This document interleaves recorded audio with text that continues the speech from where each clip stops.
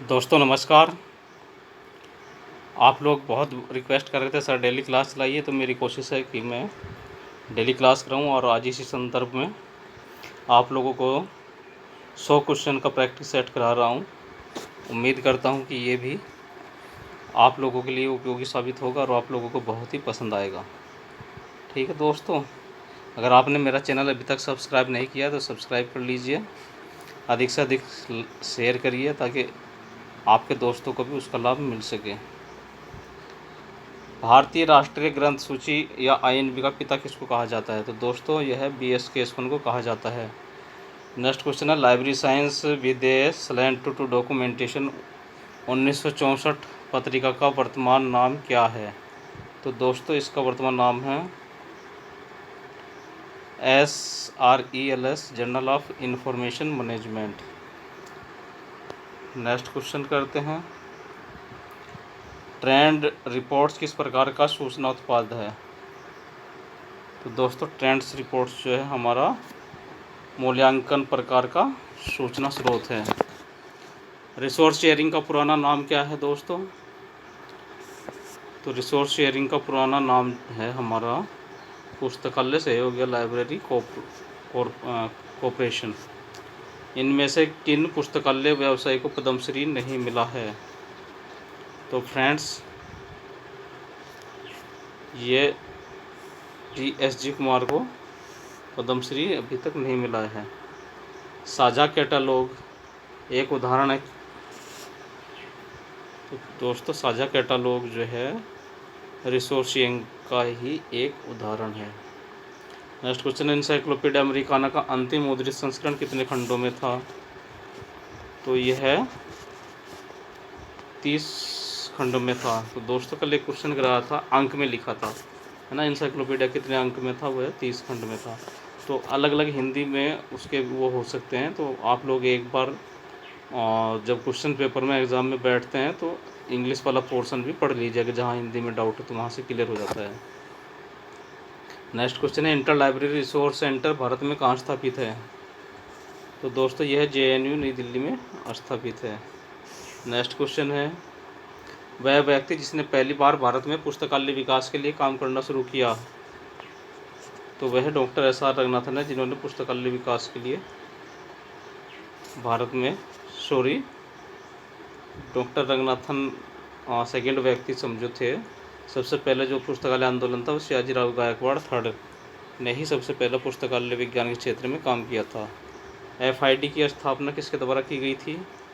तो दोस्तों यह पॉल आउटलेट और हेनरी लाफोंटेन के द्वारा की गई थी। नेक्स्ट क्वेश्चन है, ACR2 में साझा जिम्मेदारी कार्य के मामले में प्रमुख प्रविष्टि किसके तहत बनाई जाती है? तो दोस्तों यह हमारी शीर्षक के तहत बनाई जाती है। भारत में पुस्तकालय आंदोलन किस वर्ष शुरू किया गया था? तो दोस्तों यह 1910 में शुरू किया गया था। किसके द्वारा? महाराजा सयाजीराव गायकवाड़ के द्वारा एक तरह से किया गया था। स्टाफ एक्सचेंज इनमें से किसका हिस्सा है? यह रिसोर्स शेयरिंग का हिस्सा है ना। राजस्थान इनमें से किस शहर में मंडल पुस्तकालय नहीं है? तो राजस्थान के सीकर में मंडल पुस्तकालय नहीं है। लाइब्रेरी टेक्नोलॉजी रिपोर्ट्स किसका प्रकाशन है? तो दोस्तों यह ILA का प्रकाशन है। नेक्स्ट क्वेश्चन करते हैं, इनमें से किस तकनीक ने लाइब्रेरी नेटवर्क को बहुत ही संगत बना दिया है? तो दोस्तों इंफॉर्मेशन टेक्नोलॉजी ने यह कारनामा किया है। नेक्स्ट क्वेश्चन है, FID के नाम से इंफॉर्मेशन शब्द जोड़कर international federation of information and documentation कर दिया गया। तो यह किया गया था 1988 में। अगला प्रश्न है, लाइब्रेरी एक्ट के बिना इनमें से क्या संभव नहीं है? तो दोस्तों लाइब्रेरी एक्ट के बिना सार्वजनिक पुस्तकालय का समुचित विकास संभव नहीं है। किस क्षेत्र में संसाधन साझेदारी करना संभव नहीं है? तो रीडर्स या पाठक। पुस्तकालयों के बीच दस्तावेजों का आदान प्रदान कहा जाता है? तो पुस्तकालयों के बीच जो पुस्तकों का आदान प्रदान है वह हम रिसोर्स शेयरिंग के नाम से भी पुकारते हैं। और दूसरा एक और शब्द चलता है फ्रेंड्स, आपने सुना होगा इंटर लाइब्रेरी लोन भी दो पुस्तकालयों के बीच होता है। नेक्स्ट क्वेश्चन है, आज़ादी से पूर्व भारत में पहला सार्वजनिक पुस्तकालय अधिनियम कहाँ पारित किया गया था? तो दोस्तों वह कोल्हापुर में किया गया था। ई ग्रंथालय लाइब्रेरी सॉफ्टवेयर का नवीनतम संस्करण कौन सा है? तो इसका नवीनतम संस्करण है ई ग्रंथालय 4.0। नेक्स्ट क्वेश्चन है, बिब्लियोग्राफिक कंपलिंग ग्रंथपरक संयोजन शब्द किसने प्रतिपादित किया था? तो यह MM केसलर ने 1963 में किया था। लाल समिति मुख्य रूप से क्यों स्थापित की गई थी? फ्रेंड्स, लाल समिति एमिली बेसी कोर्स के लिए स्थापित की गई थी। कितने राज्यों ने पुस्तकालय कानून पारित किए हैं? तो 19 राज्यों में लाइब्रेरी अधिनियम पारित हो चुके हैं। निम्नलिखित में से कौन सा दुनिया का सबसे बड़ा और सबसे पुराना लाइब्रेरी एसोसिएशन है? तो दोस्तों अमेरिकन लाइब्रेरी एसोसिएशन दुनिया का सबसे बड़ा और सबसे पुराना एसोसिएशन है। DRTC द्वारा लाइब्रेरी साइंस किस कोर्स को प्रदान किया जा रहा है? तो यह हमारा एसोसिएटशिप कोर्स होता है, 2 साल का मास्टर डिग्री इसकी क्वालिफिकेशन है। ब्रिटिश लाइब्रेरी एसोसिएशन का मूल नाम क्या है? तो दोस्तों लाइब्रेरी एसोसिएशन 1944 में 1944 में किस महाराजा ने पब्लिक लाइब्रेरी के विकास की योजना तैयार की थी? तो यह प्रताप राय मेहता ने तैयार किया था। ILA की त्रैमासिक पत्रिका का नाम क्या है? तो यह ILA जर्नल है जो क्वार्टरली में है पब्लिश होता है।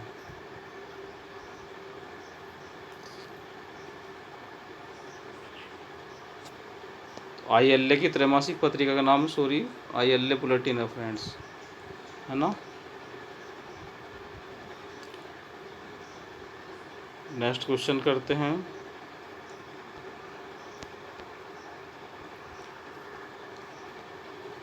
आज़ादी से पूर्व भारत में पहला सार्वजनिक पुस्तकालय अधिनियम कहाँ पारित किया गया था?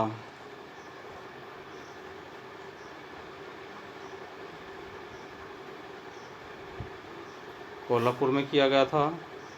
ये दोबारा टाइप हो गया शायद, निकालते हैं।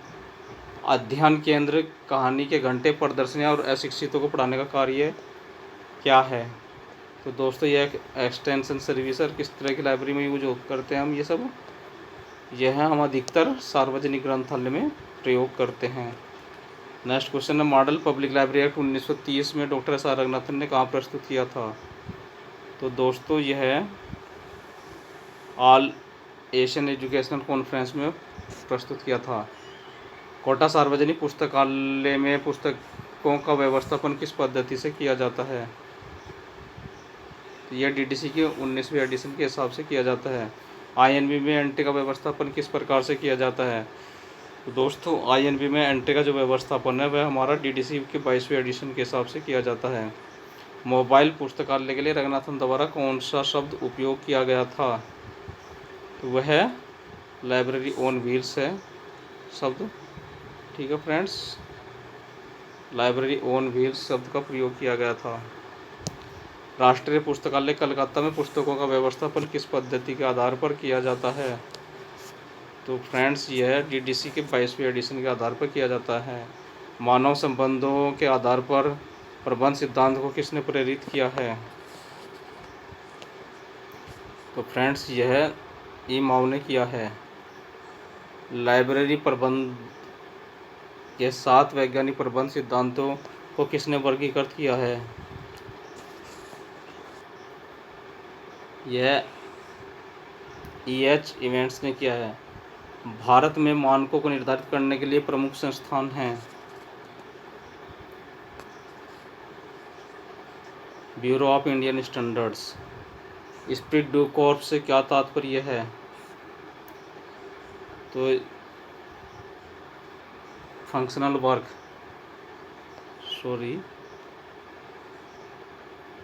स्पिरिट डी कॉर्प से तात्पर्य हमारा होता है टीम वर्क से।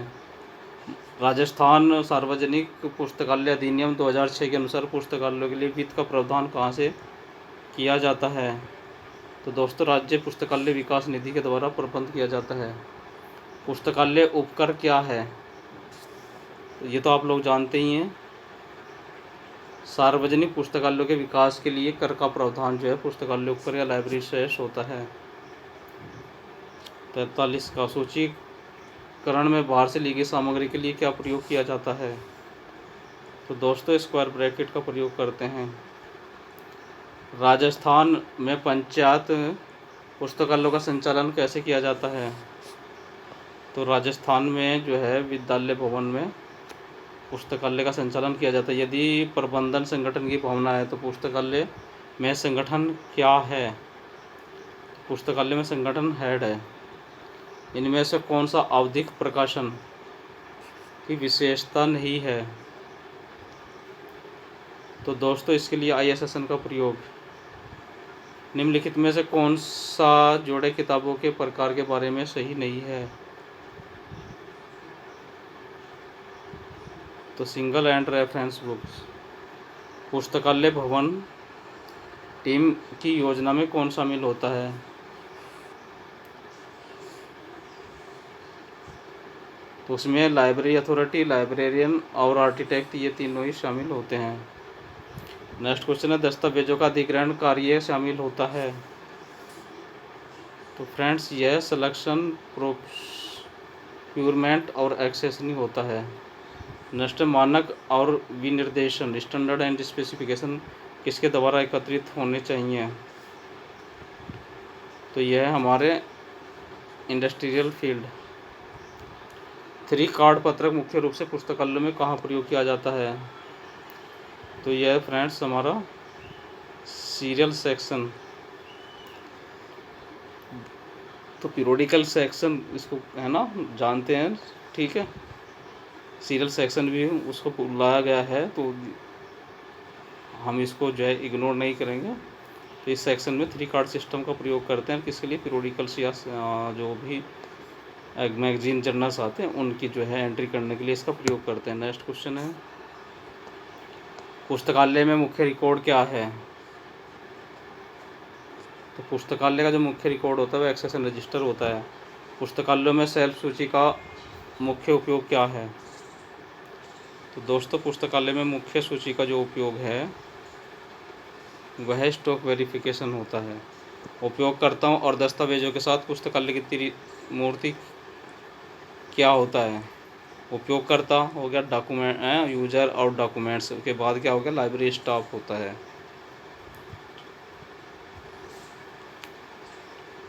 नेक्स्ट क्वेश्चन करते हैं दस्तावेज 55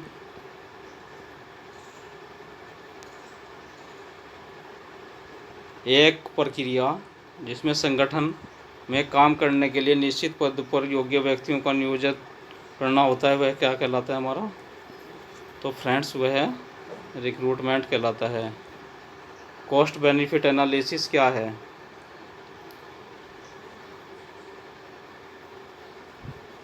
cost and benefit analysis performance and evaluation on the benefit relation to input. Next question है सार्वजनिक पुस्तकालयों के लिए आय का मुख्य स्रोत है? Library cess. अभी जो पुस्तकालय ऊपर की बात की थी। पुस्तकालय विज्ञान में विपणन का अर्थ होता है।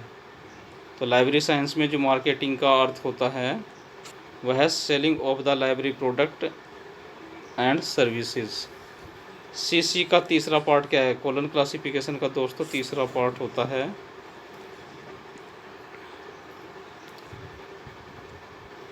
धार्मिक ग्रंथों से संबंधित। नेक्स्ट क्वेश्चन करते हैं पुस्तकालय विज्ञान किसी संस्थान का दिल है? पुस्तकालय किसी भी संस्थान का दिलय कथन किसके द्वारा कहा गया है? तो यह डॉक्टर राधाकृष्णन के द्वारा कहा गया है।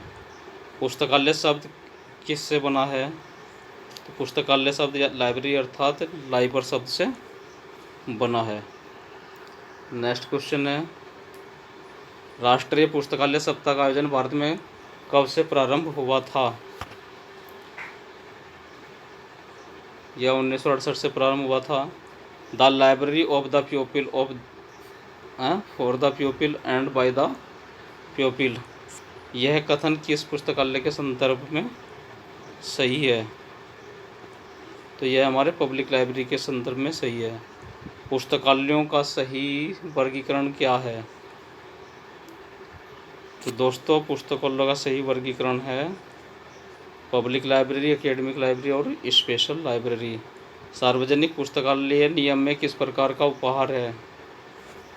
तो दोस्तों डेमोक्रेसी। नेक्स्ट है, अनौपचारिक आत्म शिक्षण किस तरह के पुस्तकालयों से संभव है?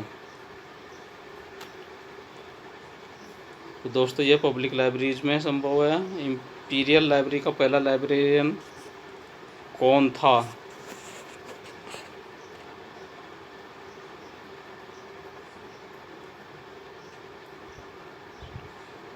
मैकफार्लेन थे। भारत में संविधान का कौन सा खंड राष्ट्रीय पुस्तकालय की स्थापना से संबंधित है? तो दोस्तों यह है 62। किस अधिनियम के तहत भारतीय राष्ट्रीय पुस्तकालय को पुस्तकें प्राप्त करता है? तो यह है delivery of books and newspaper act 1954। कौन सा राष्ट्रीय पुस्तकालय का कार्य नहीं है?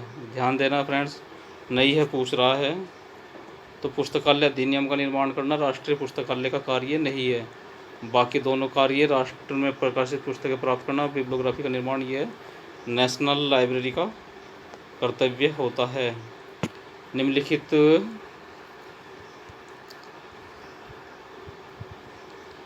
में से कौन सा भारत में विज्ञान और प्रौद्योगिकी दस्तावेजों के लिए अनुवाद सेवा प्रदान करता है? तो फ्रेंड्स नेस्टियर नई दिल्ली यह सेवा प्रदान करता है। नेक्स्ट क्वेश्चन है, संयुक्त राज्य अमेरिका के राष्ट्रीय पुस्तकालय का नाम क्या है? तो लाइब्रेरी ऑफ अमेरिका नहीं, लाइब्रेरी ऑफ कांग्रेस है ना। नेक्स्ट क्वेश्चन करते हैं दोस्तों, भारत के राष्ट्रीय पुस्तकालय किसके द्वारा खोल दिया गया था जनता के लिए? भारत का राष्ट्रीय पुस्तकालय किस प्रधानमंत्री या किस मंत्री की देखभाल में खोला गया था? तो दोस्तों मौलाना अबुल कलाम आज़ाद के समय में यह खोला गया था। स्कूल पुस्तकालय का मुख्य उद्देश्य क्या होना चाहिए? स्कूल पुस्तकालय का मुख्य उद्देश्य है रीडिंग हैबिट का विकास करना। नेक्स्ट क्वेश्चन है, अकादमिक पुस्तकालयों में आमतौर पर सार्वजनिक पुस्तकालय समितियों का सचिव कौन होता है? अकादमिक पुस्तकालय में आमतौर पर पुस्तकालय समितियों का सचिव होते हैं संस्था प्रमुख, 20 है ना।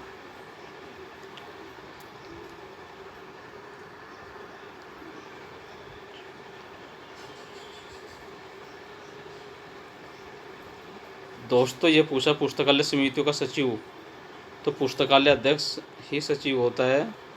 ये थोड़ा डाउट है, संस्था प्रमुख तो उसका अध्यक्ष होता है ना।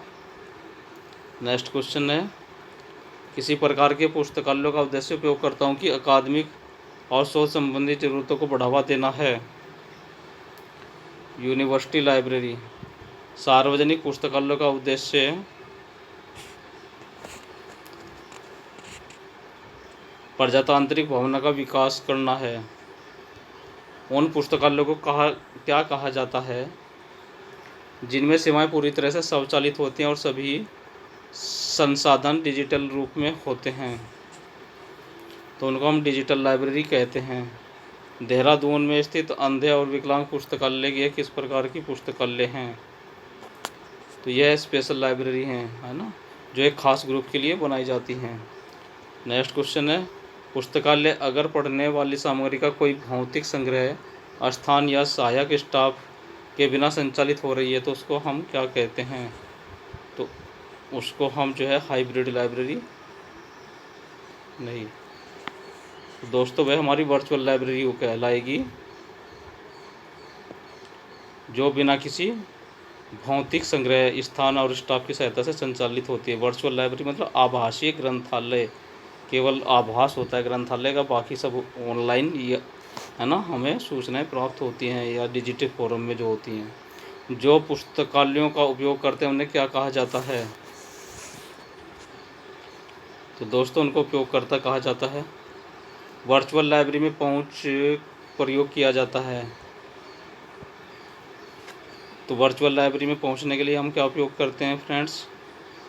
वहां पर हम हाइपर कार्ड का प्रयोग करते हैं।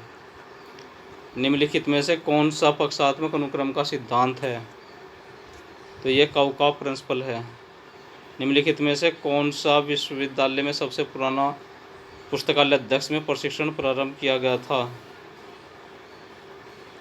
तो पंजाब विश्वविद्यालय में सबसे पहले पुस्तकालय अध्यक्ष के प्रशिक्षण का कार्यक्रम शुरू किया गया था। नेक्स्ट क्वेश्चन है, निम्नलिखित में से कौन सा विभाग के आंकड़े पाठकों की पसंद नापसंद और प्रक्रियाओं को जानने के लिए सबसे अच्छा रूप है? तो वह हमारा परिसंचरण अनुभाग, सर्कुलेशन सेक्शन, यही आंकड़ा इकट्ठा करता है। ऑफ क्यूब पेपर क्या होता है? तो ऑफ क्यूब पेपर जो है नॉन ट्रांसपेरेंट पेपर होता है। उपयोगकर्ता का अध्ययन क्या कहलाता है? तो फ्रेंड्स उपयोगकर्ता का अध्ययन हमारा कहलाता है study of the needs of the users. अगला प्रश्न करते हैं, किस प्रकार के पुस्तकालयों में एकस्व बहुत ही उपयोगी होता है? यानी कि पेटेंट किस प्रकार की लाइब्रेरीज के लिए इम्पोर्टेंट डॉक्यूमेंट होता है? तो ये विशिष्ट या स्पेशल लाइब्रेरी के लिए। यूजीसी लाइब्रेरी कमेटी के अनुसार पुस्तकालयों को पुस्तकालय कर्मचारियों को किस श्रेणी के तहत समूहकृत कर सकते हैं? तो हम जो है इसको प्रोफेशनल उसमें लेते हैं। नेक्स्ट क्वेश्चन है, पुस्तकालय या स्कूल पुस्तकालयों के शैक्षणिक उपयोगकर्ता कौन होते हैं? स्कूल लाइब्रेरी में सबसे ज़्यादा कौन यूज करता है? उसको हमारे छात्र और शिक्षक करते हैं। राजस्थान लाइब्रेरी सार्वजनिक पुस्तकालय का संचालन किसके अधीन होता है? तो राजस्थान में भाषा और पुस्तकालय विभाग के अधीन सार्वजनिक पुस्तकालयों का संचालन होता है। राजस्थान सार्वजनिक पुस्तकालय अधिनियम कब पारित हुआ था? तो यह 20 अप्रैल 2006 को पारित हुआ था। किस संगठन ने पुस्तकालय विज्ञान और सूचना नीति के मसौदे को तैयार किया था? तो दोस्तों यह किया था राजा राम मोहन राय लाइब्रेरी फाउंडेशन ने। अगला प्रश्न है, सेंट्रल सेक्रेटेरिएट लाइब्रेरी कहाँ स्थित है? तो केंद्रीय सचिवालय जो पुस्तकालय है वह हमारा नई दिल्ली में स्थापित है। विस्तार सेवाओं का आयोजन करके पुस्तकालय विज्ञान का कौन सा सूत्र संतुष्ट करता है? तो यह हमारा तीसरा सूत्र है। केंद्रीय सार्वजनिक पुस्तकालय का भारत कब पारित किया गया था? कि जो है इसका आंसर है अब तक नहीं। राजस्थान केंद्रीय सार्वजनिक पुस्तकालय अधिनियम का, राजस्थान के केंद्रीय सार्वजनिक पुस्तकालय का नाम क्या है?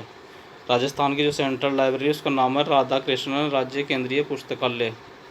ये ऑप्शन सही है। ILA इंडियन लाइब्रेरी एसोसिएशन के संस्थापक सचिव कौन थे? तो KM असदुल्ला से संस्थापक सचिव थे। आखिरी प्रश्न है, अंतर्राष्ट्रीय स्तर पर लाइब्रेरी एसोसिएशन कौन सा है? तो इंटरनेशनल लेवल पर जो है इफ्ला और कॉमला दोनों ही लाइब्रेरी एसोसिएशन हैं। तो दोस्तों ये 100 प्रश्न थे आपके लिए, और बस ध्यानपूर्वक पढ़ते रहिए, बार बार रिवाइज करिए। बहुत अच्छे क्वेश्चन आप लोगों को दे रहा हूँ, आप लोगों को सफलता निश्चित मिलेगी। तब तक अगली वीडियो लाता हूँ, तब तक के लिए आप लोगों को नमस्ते, बाय बाय।